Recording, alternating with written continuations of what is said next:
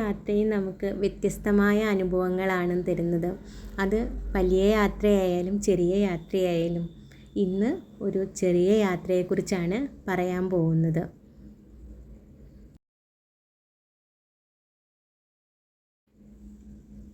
ഇരുവഴിഞ്ഞിപ്പുഴയുടെ തീരത്തേക്കാണ് ഇന്നത്തെ യാത്ര. ഈ പേര് നിങ്ങൾക്ക് എല്ലാവർക്കും പരിചയമുണ്ടാവും. അങ്ങനെ എല്ലാവരെ പോലെയല്ല, ഞാൻ ഈ പുഴ അടുത്തെറിഞ്ഞ ഒരാളാണ്.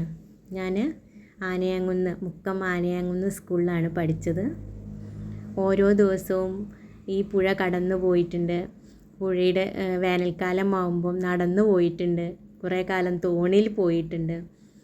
അപ്പം ഇതൊക്കെ എൻ്റെ കുട്ടിക്കാലത്തെ വളരെ മനോഹരമായ ഓർമ്മകളിലൊന്നാണ്.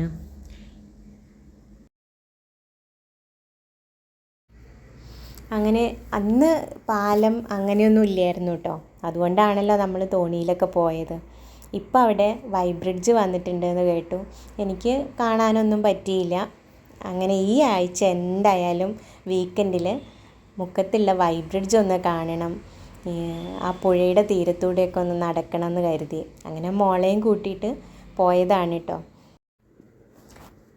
അവിടെ മനോഹരമായ മുളങ്കാടുകളുടെ ഒരു കൂട്ടം കണ്ടു.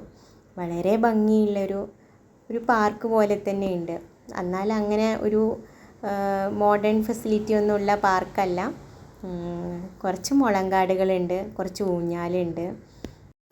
നമുക്ക് എൻജോയ് ചെയ്യാൻ ഇതൊക്കെ തന്നെ പോരെ.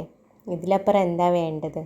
വളരെ സിമ്പിളായി കുറച്ച് കാറ്റും വെളിച്ചമൊക്കെ കൊണ്ട് പുഴയുടെ തീരത്തൂടെയൊക്കെ നടക്കുക, അതൊക്കെ തന്നെ മതി.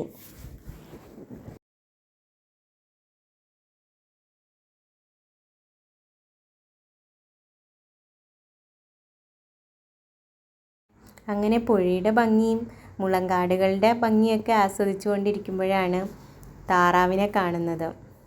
എല്ലാവരും കൂടെ വെയിലൊക്കെ കായാൻ വേണ്ടിയിട്ട് ഇരിക്കുകയാണ് തോന്നുന്നുണ്ട്.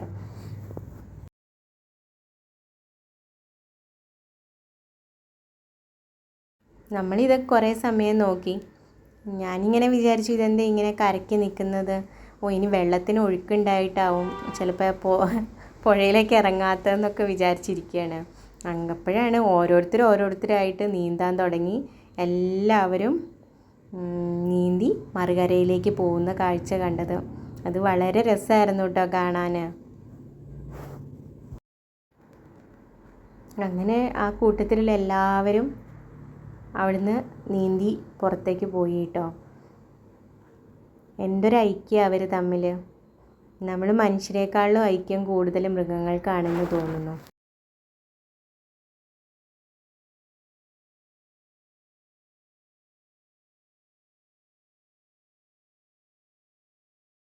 കുറച്ച് സമയം നമ്മളവിടെ സ്പെൻഡ് ചെയ്തതിന് ശേഷം ഞങ്ങൾ തിരിച്ചു പോവുകയാണ് കേട്ടോ. സൺഡേ മോളെയും കൊണ്ടൊന്ന് പുറത്തിറങ്ങിയതല്ലേ, അവൾക്കൊരു ലൈം ജ്യൂസൊക്കെ വാങ്ങിച്ചു കൊടുക്കാമെന്ന് കരുതി. ഈ പുഴയിലേക്ക് പോകുന്ന ഭാഗത്ത് രണ്ട് സൈഡിലും നിരവധി ഹോട്ടലുകളും കൂൾ ബാറുകളൊക്കെ ഉണ്ട് കേട്ടോ. അങ്ങനെ അതിലൊന്നിൽ ഞങ്ങൾ കയറി. അവിടുത്തെ ആ കൂൾ ബാറിലുള്ള ഡെക്കറേഷൻസ് എന്നെ വളരെയധികം ആകർഷിച്ചു.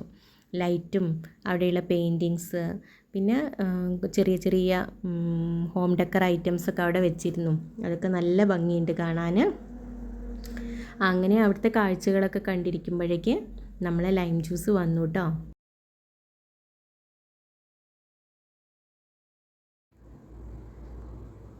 അങ്ങനെ ഞങ്ങൾ ലൈം ജ്യൂസ് എത്തി കേട്ടോ.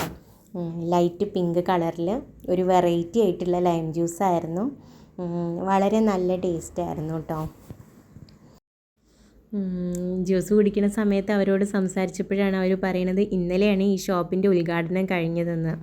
ഈ ഷോപ്പിൻ്റെ പേര് കോർണിഷ് കഫ്റ്റീരിയ എന്നാണ്. നിങ്ങൾ ഈ വീഡിയോ കാണുന്ന ആരെങ്കിലും ഇരുവഴിഞ്ഞിപ്പുഴ കാണാനോ അല്ലെങ്കിൽ ഈ ഏരിയയിൽ കൂടെയൊക്കെ പോകുന്നുണ്ടെങ്കിൽ ആ കഫ്റ്റീരിയയിലൊന്ന് കയറിക്കോളൂ കേട്ടോ. സംഭവം അടിപൊളിയാണ്. മറ്റൊരു കാഴ്ചയുമായി നമുക്ക് അടുത്ത് തന്നെ കാണാം. Thank you.